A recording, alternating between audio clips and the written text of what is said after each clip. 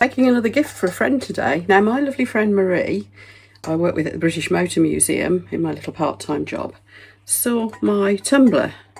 She was filling it up with tea for me one day, and she rather liked it, so she said, would I make her one? Absolutely, of course I would, Marie. Anyway, Marie likes blue, so we're going to do something like this in a bluey shade and maybe different graphics, and I don't know, but it's going to be blue. Right, so as you know, I've got a bit of a cheap method for making these, in that I sublimate them first. So this is some pre-printed sublimation film, and I'm rather liking this area here, which I hope will be bluish. Obviously that gets a lot brighter when you actually put it into, when you actually sublimate it. Now I've got a template here made out of a scrap that wasn't, it's like used scrap, and this one tells me that this is the full size for a full tumbler. This is a standard sublimation tumbler. First thing to do is remember to take the top off, because yes, I have melted a couple of tops and I've forgotten. And then we're going to wipe down the outside to make sure it's got no sort of greasy fingerprints and so on. And I've taken the sticker off the bottom as well. Right, so we're going to let that dry. My sublimation mug press thingy was from HTV Ron's. Big thank you to them for sending it to me, by the way. I'll put you a link for it down in the video description below. I think I've still got a discount code on it, in fact. Now I'm going to use this as my template to cut out the area I like from this pre-printed sheet, which again, I just bought a load of these from various places. I think some were from AliExpress, some were from Amazon, that sort of thing. So we're going blue and gold basically. So let's just cut this out and then tape it to our mug. Wrap it round like so. It comes with its own carrier film, so we're just going to tape that to it and pop it in there. I've got my heat proof gloves when I need it. That's already on, so I'm keeping my hands out of the way of it. Heat resistant tape that's specially for sublimation, and really all this tape is doing is holding it in place. You're probably going to get a line where the two ends meet, but you can sure cover it with your glitter and stuff. Now I've got it set on 200 degrees for 60 seconds, and if I remember rightly, that is a little bit, that is the standard setting that I used last time, so we'll leave it on that. That's in centigrade. Press that, the magic happens. Can you see? It is, let me just tip this down, it squeezed it. It will do it on a timer. Now one thing I have found is to try and help minimize the line where it's not just the join, it's the line at the top where this is closed up. I just give it a little turn and put it back in for a couple of seconds, because by then the metal will be really hot. It should take really quickly. Right, I'll be back in about a few seconds. Okay, so that's going to be really hot. I'm just going to turn it a little bit and give it a few more seconds. I mean, just a few, and then open it up again. It just needed that little bit, that was all, just to make sure we've gone all round. Now obviously that's going to take a while to cool. I'm going to turn this off, let this cool, and then we will start decorating it with our resin and stickers and glitter and all that loveliness. Okay, this is just very slightly warm now, that's all. So we're going to take the tape away. So all this is doing really is giving us a really good base pattern to work onto, which cuts out the need for one of the layers at least of resin, which makes it a little bit more lightweight and a little bit quicker to make. But you can print your own sublimation sheets. Oh, it's come out, it's green, it's not blue. Oh, that's nice. You know what? I'm going to make that for me. Let's make two tumblers, shall we? Right, amongst much stress, I discovered that this one's kind of greeny as well, though it has got blue in it. And look, I've got a gap. Thought I'd hide that with the glitter. As we're doing things on top of the sublimation, it doesn't matter too much if it's not perfect. And then I found this one, which is like a petrol blue, and I thought that was rather nice. But again, I've got a couple of flaws in it, but it'll be hidden by the glitter. So let's do this one first. I've got some beautiful UV DTF stickers to go on here. So let's push the little tumbler turner out of the way. There's those. Aren't they gorgeous? I've got a few different designs actually in those. I can't remember where I got these from. If I've managed to find them, oh, that one goes, doesn't it? If I manage to find them, I will link them in the video description for you. I'm thinking one of these, because they're more of a blue rather than an aqua blue. Right, these are UV DTF, so as you know, the back will come away when we stick them on. But all the same, I'm going to cut it into sections, because I think I'm going to go with this, because I want to blue this up a little bit more as we go. So if I cut them up like this, it'll allow for being a bit more creative with the design because I want to spread them out a bit more. If this was a short tumbler or a glass, I could just wrap it round and it'd be done in one go. First job then is to get the backs off these, and the easiest way I find to do this is with a weeding tool. So UV DTF stickers have been around for a number of years, but it's only in recent times we have discovered them for use with resin, which I think is largely down to Claire's Crafty Corner enlightening us on this topic, so thank you, Claire. Right, all we do is we rub them on nice and firmly. Don't forget we are putting resin and glitter and all sorts over the top of this, so you know, any bits that aren't quite perfect, it's not going to be the end of the world, but if you get it as good as you can, then it will be an awful lot easier to resin over. So when I say good, I mean, you know, bubbles and things. Now, strictly speaking, you don't need to actually resin over these. You could just leave them because they are waterproof and absolutely rock solid straight off. However, we want glitter and stuff, don't we?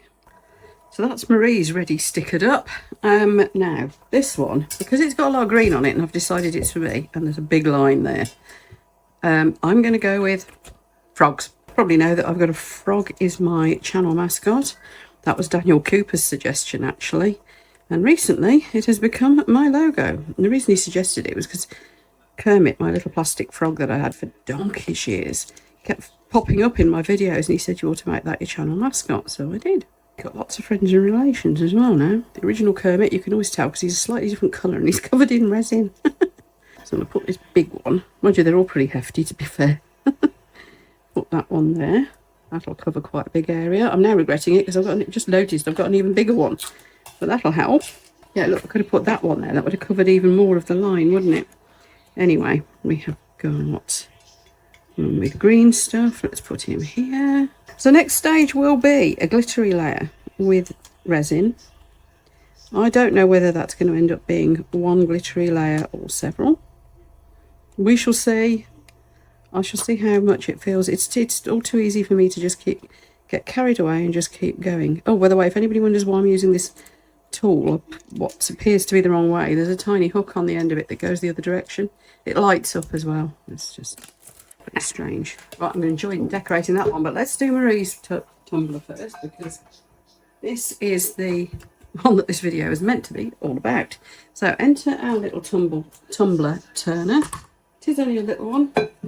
Sorry if my sound's a little bit different today, by the way. I'm in the kitchen, still too hot in the craft room. This is a little cheap one I got from, can't remember where, I think it was Amazon. The only drawback I found with it is if you put anything heavy on here, it kept falling out of the base. So we put a couple of stickers around it to try and make it like a bit thicker. And I've ended up gluing it with a bit of UV resin. But other than that, it works really surprisingly well. It's a really nifty little thing.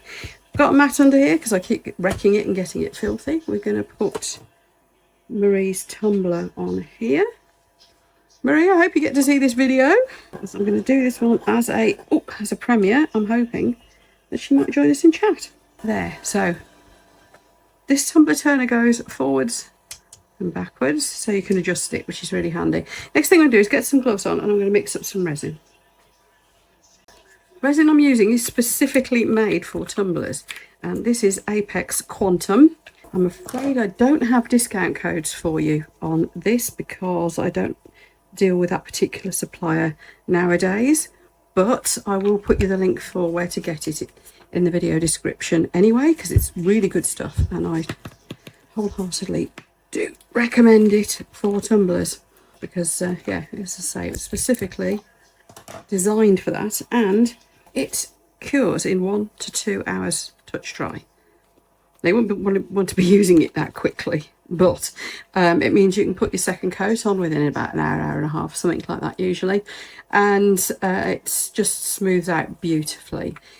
It's also properly certified as food safe, so if you get it, you know, up around the edge of the cup and you're not drinking with your straw, you're drinking out of the cup itself, the resin is safe. Of course, it does depend what strange things you've put in it, but alcohol inks and glitter should be no problem, because once the alcohol has gone out of the ink, which it does, and your glitter is well and truly sealed in the resin as well as is the ink, then you've got nothing that's going to hurt you actually against your skin anyway, have you? because we know that the resin itself is safe. There we are. They do want us, if you find 1 to 2 hour touch dry a bit scary because you have less work time, obviously, they do one that you'll see me use in other videos that's more like 4 to 6 hours. That's awesome stuff as well. And actually, because it's been so hot here in the UK, I've been finding that that cures surprisingly quickly too. But certainly not the 1 to 2 hours. Right. So this time the glitter's called Cheetah and it's from Jam Pot Glitter. And it's just, oh, that's too much. I know that's too much. So what I'm going to do is I'm going to pour it back in there and see how much that actually gives us in my pot. I might need to mix up a bit more resin because I have really badly overdone that. But then again, we are spreading it out a lot on here. There's already resin on there, isn't there? So let's go for it because I think I can just spread it up like that in with the resin that's already on there. I have got a little pot I can put the spare in anyway. You know, another spare mould. Always have a spare mould handy. What do you think of that? What does that look like? Could we get away with a bit more? With maybe a bit of the blue? Maybe a bit of... Where's that other blue I looked at and said it was too light? A little bit of that. And where's the Mirage gone? Oh, these pots are all going to be so sticky and horrible. I'm going to have to do some proper cleaning up after this. I can do the bottom with this as well, couldn't I? And of course, this is really quite thick and gloopy because I have put rather a lot of glitter in it. I'm making one hell of a mess. But you can see it's running round fine. Now, I think that is more than enough for this layer. The final layer, chances are I'm just going to do that in clear. This is starting to thicken already. I can feel it starting to go. That's how quick it's curing. Of course, it's also warm here still, so I mean, it says 1 to 2 hours. It is going to be near the low end of that. Definitely. Look at my gloves. Isn't that pretty? Right, we're going to just pull that up a little bit. And then finally, I'm just going to run my hand around it to smooth it. Oh yeah, I'm liking that. More glitter at the bottom than the top. That's working. Right, I'm just going to smooth. It self-levels incredibly well anyway. I'm just making sure, just doing this to make sure I've got no fish eyes. Which we shouldn't have because I did degrease it at each stage. Just a quick wipe over with my Wonder Wipes. There. I think we're there. That is more than enough glitter, isn't it? Don't you think? Right, I'll see you later when this has cured enough for me to put a final layer on. We'll decide whether we need any more sparkle or whether that's enough, and then we'll put that last coat on. Yeah, I think we're good. Right, see you later. Right, it's been an hour. I've had a cup of tea and checked my emails and it's ready to go again. Now, I think that's enough glitter. I think I may have overdone it. I'm wishing I'd put a glitter layer underneath the stickers. But no, I think I like it. Anyway, the flowers have reappeared from under the glitter rather. The glitter's got a little bit randomised and I've noticed I have got a few little dips and dinks in it because I don't think I used quite enough resin to completely, it's allowed a few little bits of where it's pulled away. So I'm just going to put a good layer of clear resin over the top now. I'm just drizzling some clear all over it. Don't know if that'll be enough. I'm a bit of a devil for putting layers too thick, so I'm trying not to. I think it's dripping off I'm using to do the bottom.